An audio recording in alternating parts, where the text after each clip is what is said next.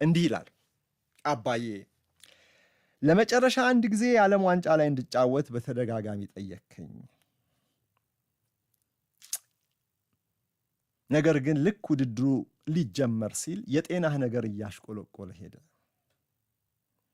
እኔ በተሳተፍኩበት አንድ ትልቅ ውድድር ላይ ሳትገኝ ስትቀር ይህ የመጀመሪያ ጊዜህ ነበር። በውድድሩ ላይ ሳለን እናቴ እንደምትድንና አብረህንም ወደ አሜሪካ ለመጓዝ አቅም እንደምታገኝ ትነግረኝ ነበር። እኔም እንድትመጣ በውድድሩ እስከ ፍጻሜው ጨዋታ ድረስ እንደምንዘልቅ ነገርኩህ። እያንዳንዱ ጨዋታ በተጠናቀቀ ቁጥር መልእክትህን እጠባበቅ ነበር። መልእክትህ ግን የውሃ ሽታ ሆነብኝ። ድምፅ ሲጠፋ ናፈኩህ። ነገሮች ምን ያህል የከፋ ደረጃ ላይ እንደደረሱ የተረዳሁት ያኔ ነው። ለፍጻሜ ከደረስን አንተ መጥተህ ጨዋታን እንድትመለከት እስከዚያ አገግመህ እንድትመጣ በውድድሩ እስከ ጫፍ የመጓዝ ሐሳቤን አላቆምኩም ነበር። ይሁን እንጂ አንተ እዚያ መገኘት አልቻልክም። ዋንጫውን ወደ ሀገር ቤት አምጥቼ ላሳይህ ማሸነፍን አጥብቄ ፈልጌ ነበር፣ ግን አልቻልኩም።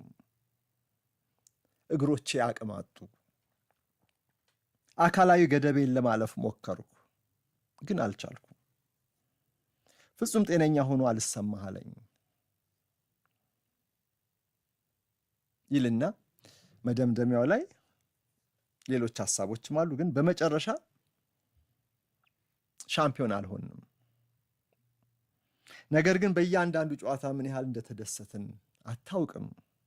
በጣም ተደስተናል። ነገር ግን አባዬ ይላል ሜሲ በመልእክቱ ማጠናቀቂያ፣ ነገር ግን አባዬ አንተ ትክክል ነበርክ። እውነትም በዚህ ዓለም ዋንጫ ላይ መጫወት ነበረብኝ ይላል። መልእክቱ በሐዘን ምን ያህል ሜሲ እንደተጎዳ ነው ቀጥታ ተዛማጅ ትርጉም ነው የሰጠሁት። በስፓኒሽ ነው የጻፈው። እንግዲህ ከስፓኒሽ ወደ እንግሊዘኛ ተቀይሮ ከእንግሊዘኛ ወደዛ ወደ አማርኛ ነው ያመጣሁት እና መልእክቱ በአባቱ ሞት ምክንያት የእግር ኳስ ተጫዋችነት ህይወቱ ቀሪ ህይወቱ ማለት ነው ሊጠናቀቅ የተቃረበው ህይወቱ ይበልጥ እድሜው ሊያጥር እንደሚችል ነው። ማለትም በቅርቡ ጫማ ሊሰቅል የሚችልበት እድል እንዳለ ብዙዎች ሰግተዋል። እርግጥ የሜሲ ህይወት የሜሲ ካሪየር የተጫዋችነት ህይወት አመሻሹ ላይ ነው ያለው። ከዚህ በኋላ ደግመን የዓለም ዋንጫ ላይ አናየውም።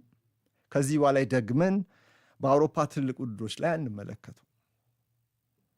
እድሜ ለአባቱ። ይሄም 2026 ዓለም ዋንጫ ላይ ለካ የተንጠፈጠፈቿን ብቃቱን እንዲያሳይ ምክንያት የሆኑት እርሳቸው ናቸው።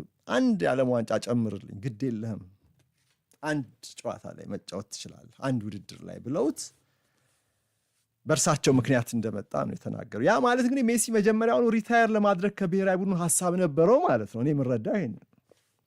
አሁን ግን በዚህ ሐዘን አልቻልኩም እያለ ነው። ይቀጥላል ወይ? የብዙዎች ጥያቄ ነው።